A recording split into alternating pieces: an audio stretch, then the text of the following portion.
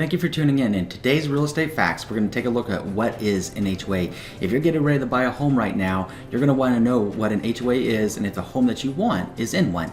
An HOA is simply an acronym for Homeowners Association. You've probably heard some nightmare stories and you've probably heard some great stories about it. My name is Andrew Finney. Please consider me a real estate geek. I'm always here to help. So let's delve into what an HOA is.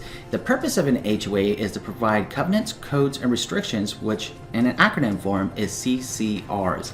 So with those covenant, codes, and restrictions, they're going to put covenants in place that are going to protect the property value and help preserve the property value going forward, so that somebody can't paint a home purple or green or yellow or any other color of the rainbow right next door to you, and they can't have a used car lot next door. Now that may appeal to some people, and if it does, that's okay. You can do that, and an HOA is probably not right for you.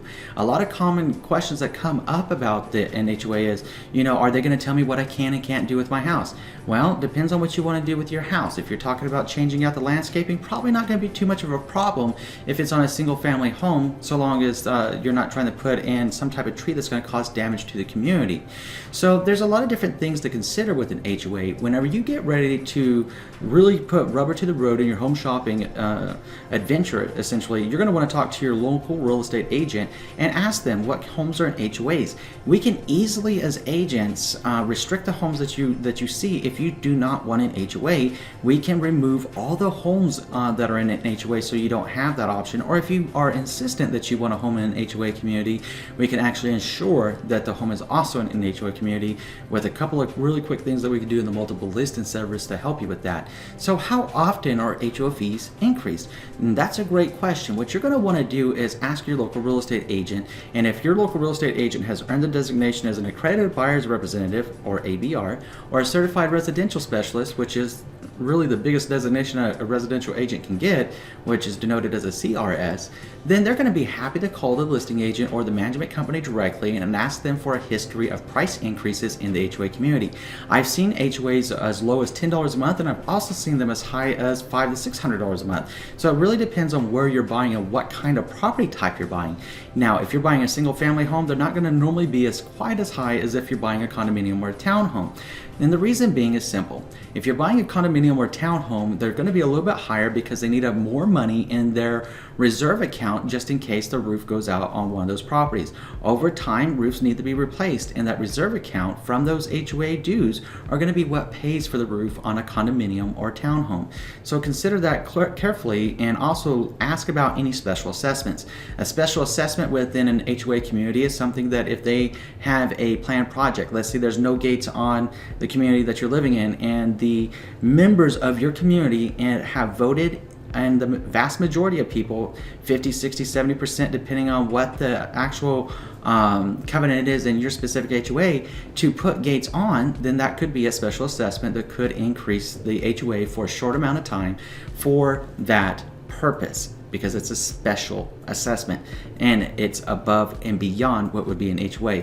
Another key consideration to take into play with an HOA community is that whenever you're out there getting ready to buy your home, if you're looking for homes, and let's say that you have a loan pre-approval letter from your local loan officer for $300,000, and let's say they said that your monthly mortgage is going to be something like $1,700 a month. Well, if you have an HOA fee of $100 a month, then the local loan officer is going to have to take that number into consideration for your debt to income ratios and ensure you still qualify for that home.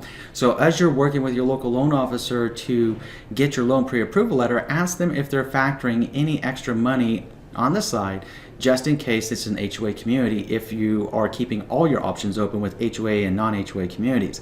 That way you know that loan pre-approval letter is good up to a certain dollar amount of an HOA. A lot of great local loan officers will go ahead and share that with you, that they will do that just in case you decide to buy in an HOA community.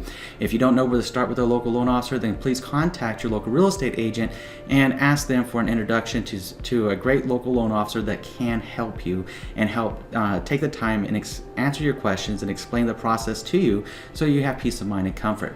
So going back to the HOAs, if you have some questions about this, one of the best things that I have found to help families with whenever they're out there home shopping is to suggest that they simply drive through the community.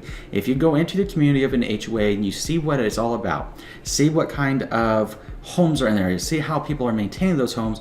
That's what you can normally expect from the HOA, because you can get an idea of what they're regulating within the HOA itself by just driving through the community.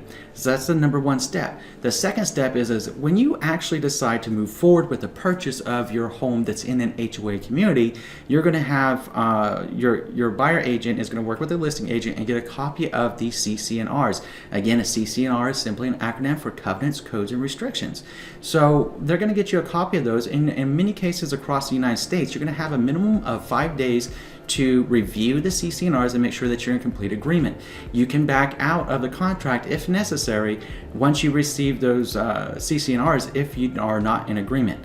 So just keep that in mind. It's not something that you want to use as a reason for breaking a contract. At the same time, if the HOA is much more stern or much more strict and you don't like it, then it's an opportunity for you to back out, because we want you to be happy in your new home and in your new community. Now, I'm sure this may invoke a lot more questions about HOAs. Please feel free to contact me. I'm going to put my contact information up on the screen with any questions that you have or any type of videos that you would like to see about anything specific with HOAs. So it's a broad topic, but for today's purpose, it was just briefly explaining what is an HOA, and it's really there to be your friend in many cases, because it helps to preserve your property's value by having covenants, codes, and restrictions in place so that people have to maintain continuity across your new community. That's a good thing when it comes to your home resale value.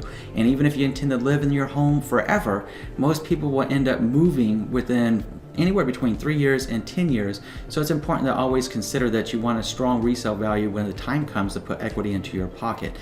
Lastly, if we haven't covered it already, let me go ahead and give you a brief recap. An HOA's purpose in life is to help preserve a property's value. The next purpose in life that it has is actually to maintain the streets with private street sweepers, maintain the landscaping, maintain the community facilities, something like if it has community pools or a community gym or something within your community.